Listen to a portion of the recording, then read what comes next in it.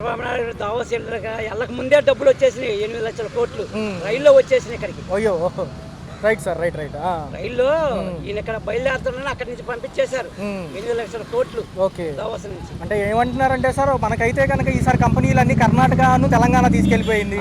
11.2 లక్షల కోట్లు వాళ్ళకే అంటున్నారు ఎంఓఈలు, 36,000 కొత్త ఉద్యోగాలు అంటున్నారు. ఎలా అనిపించింది ఈ అంశం? చేస్తున్నాడు అన్ని వాళ్ళు చూశారు పేపర్ స్టేట్మెంట్ నేను మాట్లాడాను. అంటే డబ్బులు లేవు పథకాలు, సూపర్ 6 పథకాలు అన్ని నెరవేరుస్తున్నాడుగా. 6 నా దగ్గర ఏమీ లేదు, మీరేమనుకోవద్దు, ఏమన్నా డబ్బు కానీ కూడితే నేను వెళ్ళిపోయేటప్పుడు దిగిపోయే ముందుగా ఇచ్చేస్తాను అన్ని పథకాలు కూడా ఒకేసారి.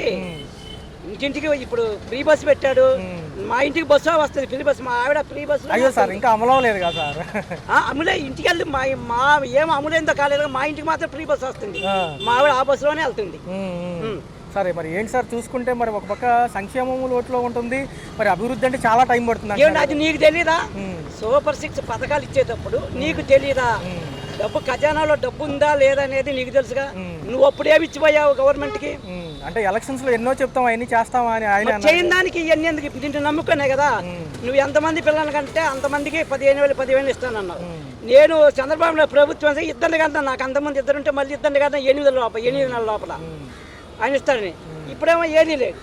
మరి ఎలా ఉంటుంది సార్ రాబోయే కాలం అంతా కూడా? మరి అభివృద్ధి కంపెనీలు అంటే నిజంగా వస్తాయి, అన్ని కంపెనీలు ఉన్నాయిగా. హైదరాబాద్ అంతా ఉండే, వైజాగ్ అంతా ఉండే, ఢిల్లీలో ఉన్నాయి, కర్ణాటకలో ఉన్నాయి, బెంగళూరులో ఉన్నాయి, మద్రాసులో ఉన్నాయి, అక్కడ అలా ఉన్నాయిగా. మరి నిన్న ప్రకటించిన మాట అప్పుడు మరి గతంలో కూడా ఇదే వేశారు కదా నిండా. అవును, నేనేమి ఇవ్వలేకపోతున్నాను, మీరేమనుకోవద్దు, ఖజానాలో డబ్బు లేదు, డబ్బు సమకూర్చిన తర్వాత నేను మీకు అన్ని పథకాలు ఒక్కొక్కటి నెరవేరుస్తాను. నేను కుప్పంలో 3,500 ఎకరాలలో 500 నోట్లు డబ్బులు చెట్లు వేసాను. అదేలేండి సార్. అది అంటే ఈ పార్టీ అంతర్గతంగా మొన్నటి వరకు ముఖ్యమంత్రి ఉప ముఖ్యమంత్రి పదవులు మారుద్దాం అనుకున్నారు, మళ్ళీ తెరపడింది. దానికి తెరపడుద్ది, అది మామూలే, అది దించేది కాదు. ఉప ముఖ్యమంత్రి నాకే పదవి వద్దని నేను బహిరంగ లేక. అవును, పవన్ కళ్యాణ్ గారు ఏది ఉండదు, కాకపోతే ప్రజలు పిచ్చోళ్ళు చేయడానికి కోసమే తప్పక రెండోది ఏమి ఉండదు. పవన్ కళ్యాణ్ దించేది కాదు, వాడు ఎక్కేది కాదు. పవన్ కళ్యాణ్ దించిన పార్టీ ఉంటుందా? ఉంటదా పార్టీ అసలు? కూటమి ప్రభుత్వం ఉండదు కదా, అది తెలిసిన విషయం. ఆయన లాస్ట్ వరకు ఉంటారా? ఎవరు లాస్ట్ వరకు ఉంటారనేది మనకే నమ్మకం లేదు. ఉంటారా లేదనేది మనకు నమ్మకం లేదు. సరే ఏంటి సార్, మరి ప్రజల్లోకి మళ్ళీ పాదయాత్రగా జగన్ అంటున్నారు, మరి ఆయన ఎలా ఆదుకుంటారంటే? ఆయన ప్రజలు ఆయనకు ఉంది, జనాలలో ప్రజల్లో ఉంది, అది మన ప్రజల్లో ఆదరాభిమానం బాగానే ఉంది. ఆయన ఏమి పథకాలు ఇప్పుడు 2 సంవత్సరాలు కరోనా వచ్చింది. కరోనాలో ఆంధ్రప్రదేశ్ అన్ని రాష్ట్రాల మీద కూడా భారతదేశంలో ప్రపంచ దేశాలు పక్కన పెట్టి ఆంధ్రప్రదేశ్ రాష్ట్రంలో నెంబర్ 1గా చేసిన కరోనా టైంలో జగన్మోహన్ రెడ్డి ఎన్ని డబ్బులు ఖర్చు పెట్టాడు. ఇప్పుడు మనకి ఏ పని చేయాలన్నా, ఒక రోడ్డు వేయాలన్నా డబ్బు ఉంటేనే కదా. ఈ డబ్బు అంతా కరోనా టైంలో ఎగబెట్టడం సరిపోయా. ఇంకా నీకు పని చేయలేదంటే 2 సంవత్సరాలు కరోనాలో పోయిందా? ఇంకా 2 సంవత్సరాలు, ఈ 2 సంవత్సరాలు ఎంత ఆదాయం వచ్చింది గవర్నమెంట్కి? మళ్ళీ 3వ సంవత్సరం మధ్యకి ఎలక్షన్ వచ్చా, ఎవడు ఏం చేయగలుగుతాడు? ఎవడు ఏం చేయగలరు? చేయలేదు అన్నాము, ఏం చేస్తాడు? కరోనా లేకుండా ఫస్ట్ నుంచి ఉంటే కొంత అభివృద్ధి ఏదో ఒకటి. ఇలా 17 మెడికల్ కాలేజీలు తెచ్చింది, ఎప్పుడైనా వచ్చిందా చరిత్ర? వద్దన్నారు, సీట్లు కూడా వద్దన్నారు, వీళ్ళు వద్దంటున్నారు. ఇప్పుడు మెడికల్ కాలేజీ అంటే ఎంతమంది డాక్టర్ అవుతారు, ఎంతమంది పేద ప్రజలు చదువుకుంటారు? వాలంటీర్లు పీకేసారుగా. ఇంకా పీకేకేముంది, వాళ్ళు చేసేది ఒకటి కూడా ఉంది. కాబట్టి తెలియక ప్రజలు నిజమేనేమో ఇంకా నమ్ముదామని ప్రజలు ఓట్లేశారు. ప్రజలు ఓట్లేసింది కూడా కాదు, నీకు 27% ఓటింగ్ వస్తే నీకు 24 సీట్లు వచ్చినాయి. 40% ఓటింగ్ వచ్చిన 11 సీట్లు రావటం ఏంటి? అంత గ్లాండ్. ఇప్పుడు సీట్లు వచ్చినాయి, నీకు 27% ఓటింగ్ వస్తే 24 సీట్లు రావటం ఏంటి? 40% ఓటింగ్ వచ్చిన 11 సీట్లు రావటం ఏంటి? Ready start sir. చూసుకుంటే ఏంటి సార్, ఈ యొక్క ఉప ముఖ్యమంత్రి పదవులు తెరపడినప్పటికీ మళ్ళీ ఒక పక్క ఈ అంశం లేవనెత్తుతున్నారు. ఎందుకంటారు? అసలు ఏం జరుగుతుంది? అదే సార్, ఏదైతే ఉందో పవన్ కళ్యాణ్ గారు బహిరంగ లేక ఎలా నాకు ఏ పదవి అక్కర్లేదు, సీఎం పదవి అంటున్నారు. ఎంతవరకు సమంజసం అంటారు? అది వాస్తవం కాదు. పవన్ కళ్యాణ్ సీఎం ఆయన జీవితంలో కాలేడు. ఒకవేళ అయ్యే అవకాశాలు 1000లో ఒక 100% ఉన్నా అది వాళ్ళ అన్న చిరంజీవి గారు ఆయన ఇస్తే తప్ప, ఆయన ప్రభుత్వం లేకపోతే తప్ప పవన్ కళ్యాణ్ సీఎంగా కాదు. ఒక ఎంపీ గాను ఎమ్మెల్యే గాను ఈసారి గెలవలేడు. 100% జనానికి అర్థమైపోయింది. ఇంకేం చెప్తారు? ఎందుకు సార్ లోకేష్ గారిని ఎందుకు ఉన్నపలంగా తీసుకొద్దాం అనుకున్నారు? అయితే చంద్రబాబు నాయుడు గారి జోక్యంతో అది ఆగండి ఇప్పుడే వద్దంటున్నారు, ఎందుకని? అసలు చంద్రబాబు నాయుడు గారి ఆలోచన ఏంటంటే, నేను ఎలాగో పోతున్నా, నాకు ఇక ఓపిక లేదు, ఈయనైనా లైన్లో పెడదాం, ఎన్టీ రామారావు గారి బొమ్మలాగా నా బొమ్మ కూడా ప్రతిష్ఠించుకుందాం అనే ఉద్దేశంతోనే చంద్రబాబు గారిని, ఈ లోకేష్ గారిని అక్కడ తీసుకుపోయాడు. అక్కడ 15,000 లక్షల కోట్లు మహారాష్ట్ర పోయాయి, 8 లక్షల కోట్ల రూపాయలు తెలంగాణ పోయాయి. మరి నువ్వేం తీసుకొచ్చా? ఇక్కడ 100-120 కోట్లు ఖర్చు పెట్టావు, మరి నువ్వు తీసుకొచ్చింది అన్నా? ఇదివరకు అన్నా నేను అక్కడే పోతా ఇక్కడే పోతా ఇతర దేశాల నుంచి ధారాదత్తంగా డబ్బుల్ని అభివృద్ధి చేస్తానన్నా. ఇప్పుడు నువ్వు అభివృద్ధి చేసిందంతా 1,05,000 కోట్లు. 7 నెలల్లో 1,05,000 కోట్లు అప్పు చేసావు. నువ్వు అభివృద్ధి ఎలా చేయగలవు? వాడు ఏమంటున్నాడు చంద్రబాబు నాయుడు? అప్పు చేయడమే అభివృద్ధి, దాన్నే అభివృద్ధిగా మారుస్తా అంటున్నాడు. కానీ జగన్మోహన్ రెడ్డి అలా చేయలేదుగా.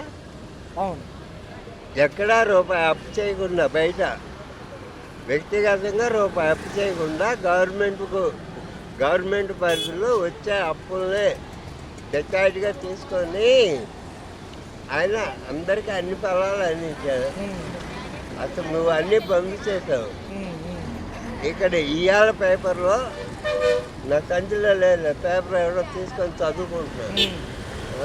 ఇవాళ పేపర్లో వాళ్ళు ఏం చెప్పారంటే 8 రాష్ట్రాల్లో,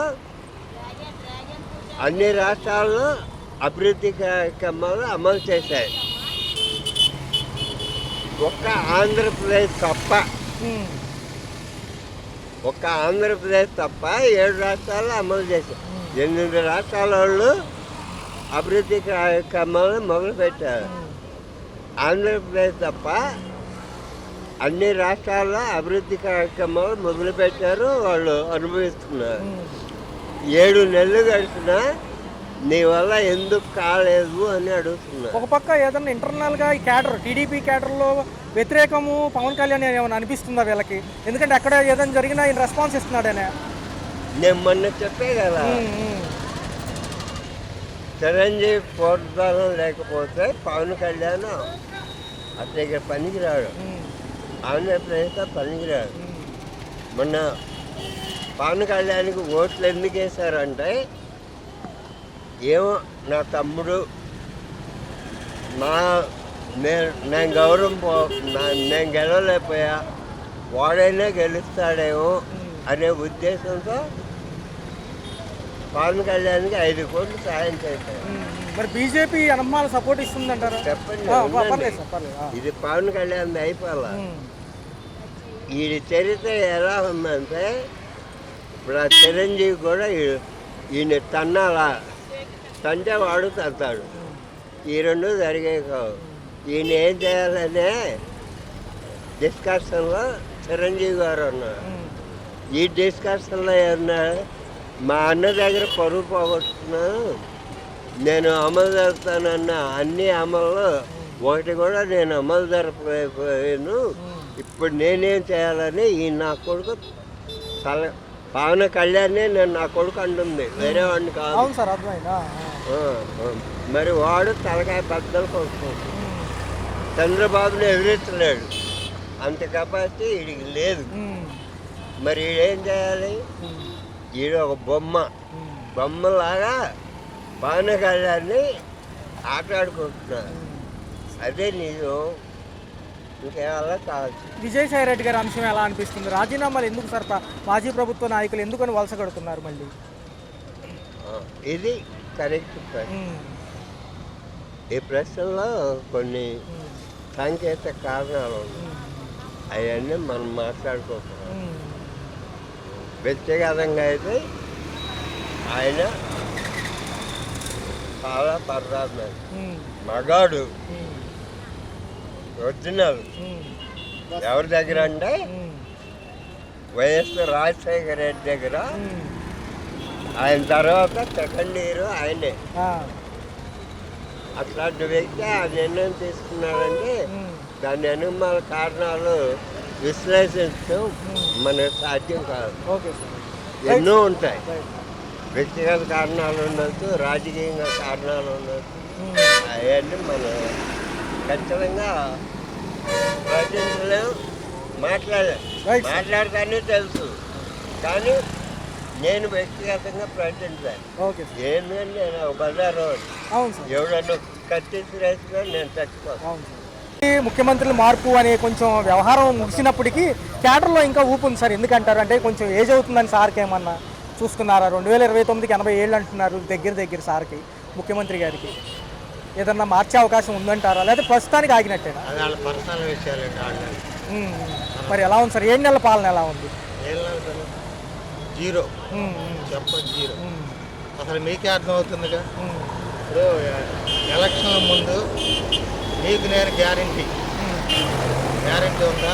అమ్మఒడి లేదు, ఫీజు రియంబర్స్మెంట్ లేదు, 3 సిలిండర్లు లేవు, తర్వాత మందు పెట్టాడు, సందుకి మందు సిగ్నల్ ప్లాట్ఫామ్ మీద కూర్చొని తాగుతున్నారు.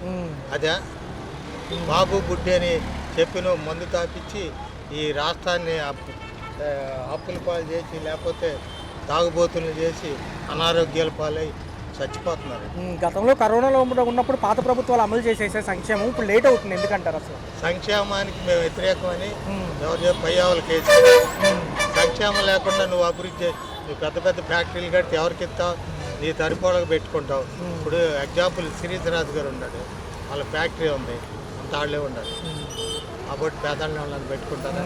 ఎస్సీ ఎస్టీలని బీసీలని ఎవరు పెట్టుకోరు కదా. కాబట్టి గవర్నమెంట్ జీరో.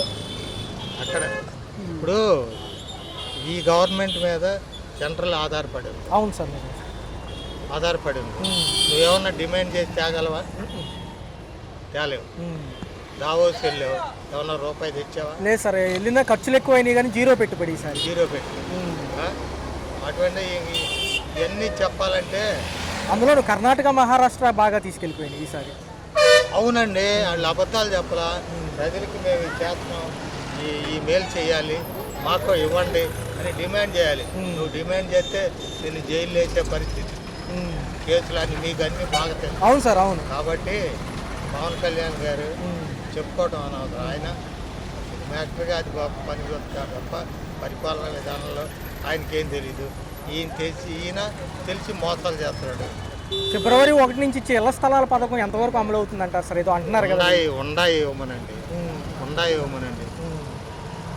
నమ్మొచ్చు అంటారు అసలు పథకాలు అవుతాయి అవి లోటు బడ్జెట్లో? చంద్రబాబు నమ్మేవాడు ఎవడలేదు సార్. జగన్ గారు ఫిబ్రవరి నుంచి వస్తానంటున్నారు, పాదయాత్రగా బాగుంటుంది ఈసారి, మళ్ళీ ప్రక్షాళన అవుతుంది కదా పార్టీ. ప్రజల్లో తిరగాలండి, జనంలో తిరగాలి, జనాలకి మేలు చేస్తామని చెప్పాలి, చెప్పింది చెయ్యాలి. చేసినోడే మళ్ళీ వస్తాడు. ఇప్పుడు ఈయన చెప్పాడు నేను షూరిటీ, నేను గ్యారంటీ అన్నాడు. ఏ గ్యారంటీ లేదు, వారంటీ లేదు, అంతా జీరో. జాబ్ క్యాలెండర్ లేదు సార్, ఉద్యోగాలు లేవు. జూన్ కూడా ఏమి లేదు, ఏమి చేయరండి, ఏమి చేయలేదు. 4 ఏళ్ళు అంతేనంటారు అయితే? అంతే, ఖచ్చితంగా. అంతా మాయా. ఓకే, ఏమీ ఉండదు. అంతా ఉంటే డబ్బింగ్ చేతితో ప్రజలకి మోసం చేసి అరచేత్తో స్వర్గం తప్పితే ఏ ప్రభుత్వం వచ్చినా కానీ సామాన్యుడికి ఏమీ చేయదు. ఈ ప్రభుత్వం వచ్చిందా? ధరలు ఏమైనా అదుపు చేసిందా? కేజీ ఎంత రేట్ ఉన్నా చూసారా? బోర్డు రేట్ ఒకటి, వాళ్ళు అమ్మే రేట్ ఒకటి. ఏమన్నంటే వాడు లేడండి, వీళ్ళేడండి వాళ్ళేంటి చెప్తున్నారు. రేపు అంతా దళారీ దోచేసుకున్నారు. జీఎస్టీ పెరుగుతుంది అంటున్నారు సార్ వచ్చే ఆర్థిక సంవత్సరం. ఎందుకంటే పేలాల మీద జీఎస్టీ ఏంటంటే సామాన్య పేలాల మీద నిర్మలా సీతారామన్ అసలు ఆవిడకి ఏమైనా అర్థం ఉందా? పంచదార కలిపింది అయితే ఒక రేట్ అంట. ఒక సామాన్యుడు పేలాలు తింటాడు, పేలాలు తింటే వాడికి అంత జీఎస్టీ ఎందుకు చెప్పండి?